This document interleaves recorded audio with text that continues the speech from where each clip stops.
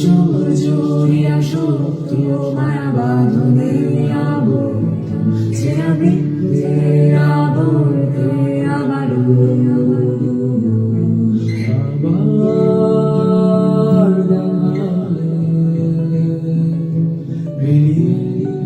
মাত্র ৯ মাস আগে যে মেয়েটি যুক্তরাষ্ট্রে পাড়ি জমিয়েছিলেন উচ্চশিক্ষার নতুন অধ্যায় শুরু করে নামের পাশে ডক্টর পরিচয় যুক্ত করতে, তাকে শেষ পর্যন্ত ফিরতে হলো কফিনবন্দি নিথর দেহ হয়ে।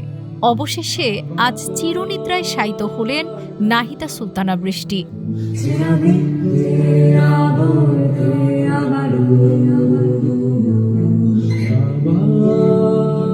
2014 সালে ঢাকার নাহার একাডেমি হাই স্কুল থেকে এসএসসি ও পরে শহীদ পীর উত্তম লেফটেন্যান্ট আনোয়ার গার্লস কলেজ থেকে এইচএসসিতে জিপিএ 5 পান বৃষ্টি।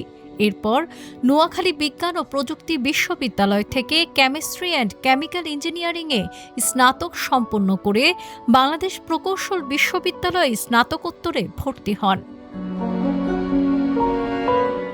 স্নাতকোত্তর শেষ হওয়ার আগেই ফ্লোরিডার টাম্পা ইউনিভার্সিটি অফ সাউথে পূর্ণ বৃত্তিতে পিএইচডির সুযোগ পেয়ে 2025 সালের 25শে অগাস্ট যুক্তরাষ্ট্রে যান। এরপর 17 এপ্রিল বৃষ্টি সহ আরেক বাংলাদেশি শিক্ষার্থী জামিল আহমেদ লিমন নিখোঁজ হন। লিমন একই বিশ্ববিদ্যালয়ে ভূগোল, পরিবেশ বিজ্ঞান ও নীতি বিষয়ে পিএইচডি করছিলেন। নিখোঁজ হওয়ার পর লিমনের মরদেহ শনাক্ত হলে 2 সপ্তাহ পর শনাক্ত হয় বৃষ্টির মরদেহ। বৃষ্টি ও লিমনের হত্যাকাণ্ডের ঘটনায় লিমনের রুমমেট হিশাম আবু গরবেহকে গ্রেপ্তার করে পুলিশ। আবু গরবেহের গাড়ির ভেতর বৃষ্টির রক্তের দাগ খুঁজে পেয়েছিল পুলিশ। বৃষ্টির গ্রামের বাড়ি মাদারীপুর সদর উপজেলার খোয়াজপুর ইউনিয়নের চর গোবিন্দপুর এলাকায়। বাবা জহির উদ্দিন আকন বেসরকারি লাইফ ইন্স্যুরেন্স কোম্পানিতে কর্মরত।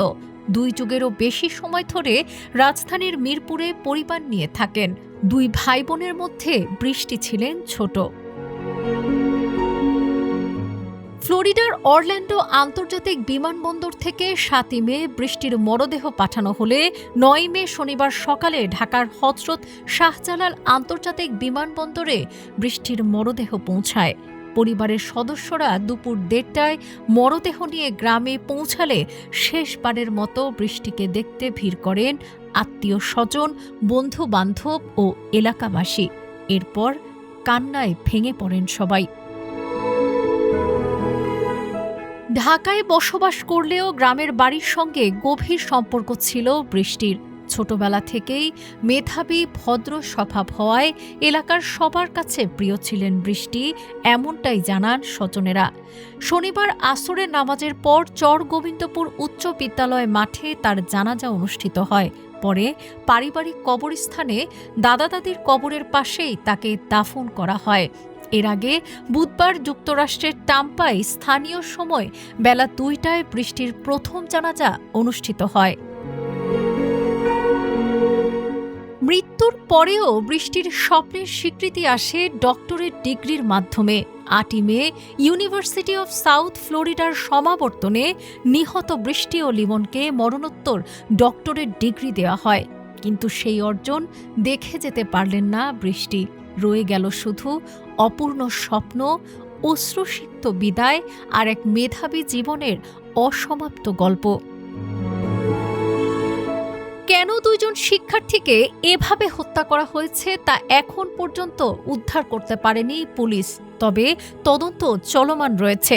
সুষ্ঠু বিচারের অপেক্ষায় রয়েছে বৃষ্টির পরিবার, স্বজন ও দেশবাসী।